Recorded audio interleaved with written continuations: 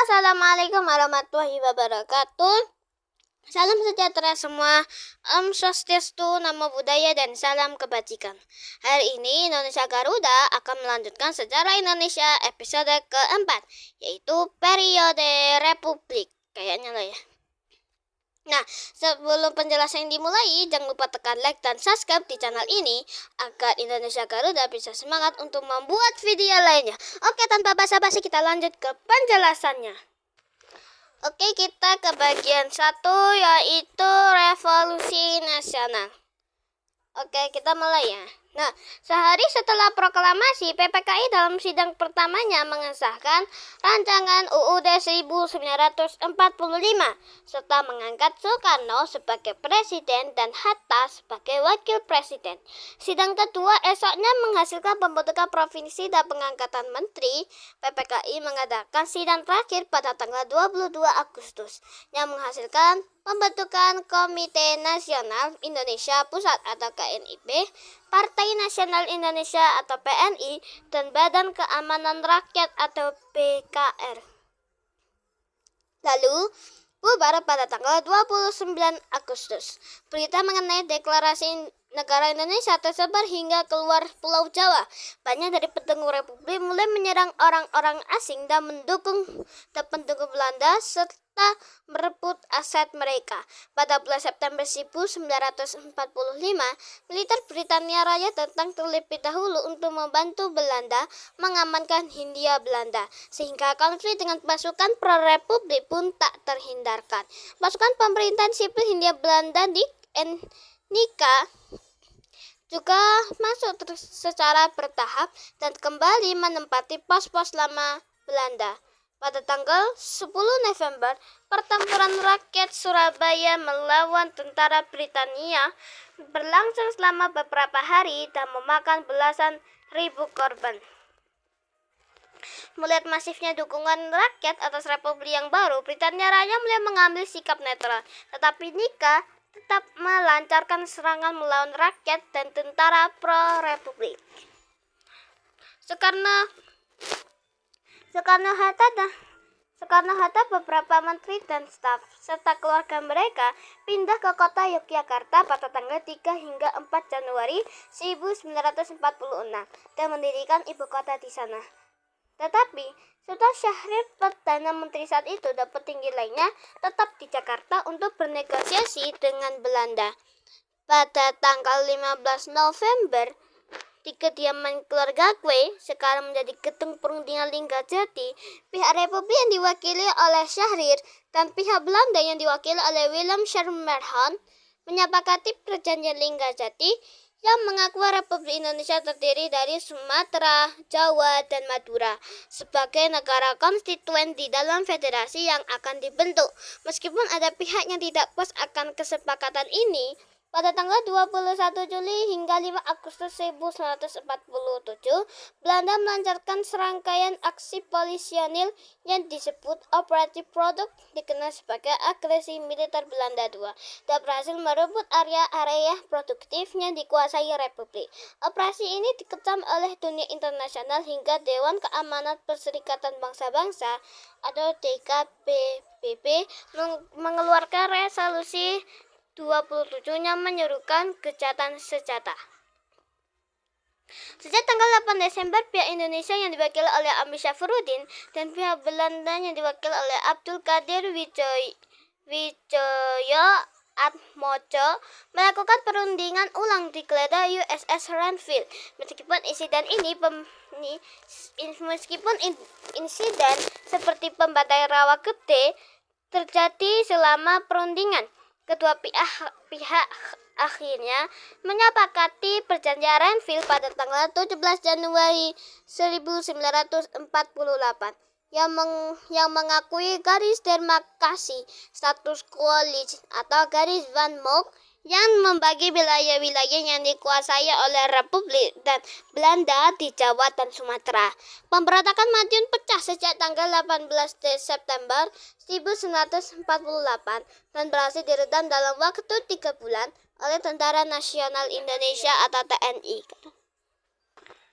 Tetapi kejadian tersebut menjadi dalih Belanda untuk melancarkan aksi polisionil Operasi Krai, dikenal sebagai agresi militer Belanda II pada tanggal 19 Desember untuk membubarkan Republik. Pasukan Belanda berhasil menguasai Yogyakarta dalam waktu singkat serta membuang Soekarno, Hatta, dan beberapa petinggi lain ke Pulau Bangka di Provinsi Kepulauan Bangka Belitung. Pasukan TNI di bawah Komando Jenderal Sudirman melancarkan pertempuran gerilya selama berbulan-bulan. Sementara Syafruddin Prawinegara segera membentuk pemerintahan darurat Republik Indonesia atau PDRI di Bukit Tinggi. Dunia internasional sekali lagi mengecam Belanda hingga 3 PBB mengeluarkan resolusi 63 yang menyuruhkan berhentinya pertikaian dan pembebasan tawanan perang. Demi menarik perhatian internasional, TNI melancarkan serangan terhadap pasukan Belanda di Yogyakarta pada tanggal 1 Maret 1949 dan berhasil menguasainya selama 6 jam. Pada tanggal 7 Mei, pihak Indonesia diwakili oleh Muhammad Rum dan pihak Belanda diwakili Jan Herman van Rooyen menyepakati perjanjian Rum-Rooyen yang menyetujui pengembalian status quo sebelum agresi II. TNI dan para pejuang juga melakukan serangan terhadap tentara Belanda di Surakarta dan berhasil mendudukinya pada tanggal 7 hingga 10 Agustus. Para petinggi yang lepas dari pengasingan tiba di Yogyakarta pada tanggal 6 Juli, lalu menyetujui perjanjian Rum-Rooyen yang mengambil kembali mandat pemerintahan dari PDRI pada tanggal 13 Juli. Sekar Maji Kartosuwiryo yang sejak awal menolak Republik lalu mendirikan Negara Islam Indonesia atau NII dan membentuk Tentara Islam Indonesia atau TII pada tanggal 7 Agustus. Pihak Belanda, pihak Republik, dan utusan negara-negara bentukan Belanda bernegosiasi sejak tanggal 23 Agustus melalui konferensi Meja Bundar atau KMB di kota Den Haag, Belanda, hingga akhirnya menandatangani perjanjian Meja Bundar pada tanggal 2 November yang berisi persetujuan atas terbentuknya Republik Indonesia Serikat dan penyerahan kedaulatan tanpa syarat dari Belanda kepada Indonesia. Pada tanggal 27 Desember, Ratu Juliana alias Ratu Belanda dan Muhammad Hatta menandatangani Akta Penyerahan Kedaulatan atau Akte van Soevereiniteitsoverdracht di Istana Kerajaan Amsterdam di kota Amsterdam, Belanda. Penandatanganan serupa diadakan pada hari pertama yang sama di Istana Rijswijk, sekarang Istana Negara, oleh Antonius Lodewijk, yaitu Komisaris Tinggi Hindia Belanda, dan Sri Sultan Hamengkubuwono IX. Republik Indonesia Serikat terbentuk secara resmi pada tanggal 27 Desember 1949 dengan Republik Indonesia sebagai negara bagiannya. Tetapi federasi ini tidak dapat bertahan lama. Pada tanggal 22 hingga 23 Januari 1950, Angkatan Perang Ratu Adil menyerang pasukan TNI di Bandung dan Jakarta demi menggulingkan pemerintahan RIS. Meskipun akhirnya gagal, pada saatnya sama TII di bawah komando Amir Fattah juga melancarkan aksi pemberontakan di Tegal Raya.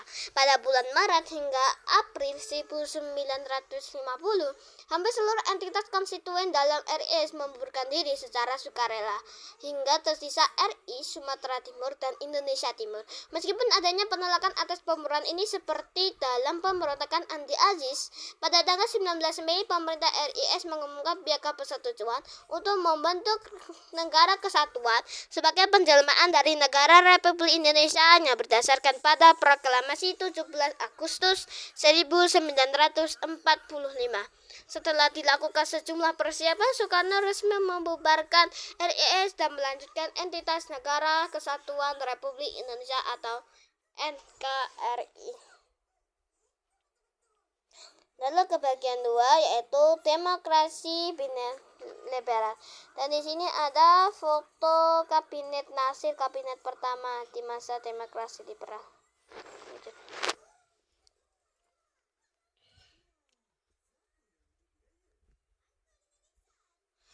Undang-Undang Dasar Sementara atau UUDS yang berlaku sejak tanggal 17 Agustus 1950 membuat Indonesia menganut sistem parlementer.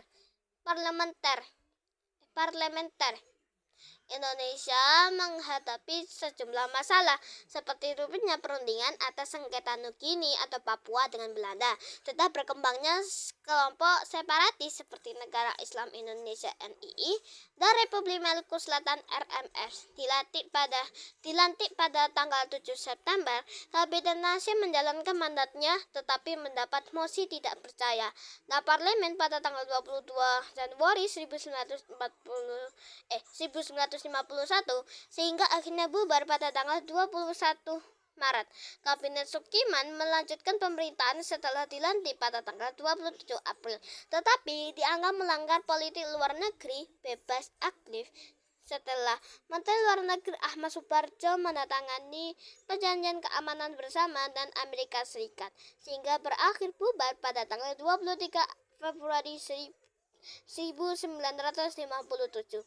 Kabinet Wilopo dilantik pada tanggal 3 April 1952, tetapi beberapa peristiwa besar seperti demonstrasi menuntut pembubaran parlemen pada tanggal 17 Oktober dan insiden Tanjung Merawa pada tanggal 16 Maret 1953 mendesak kabinet ini untuk membubarkan diri pada tanggal 3 Juni.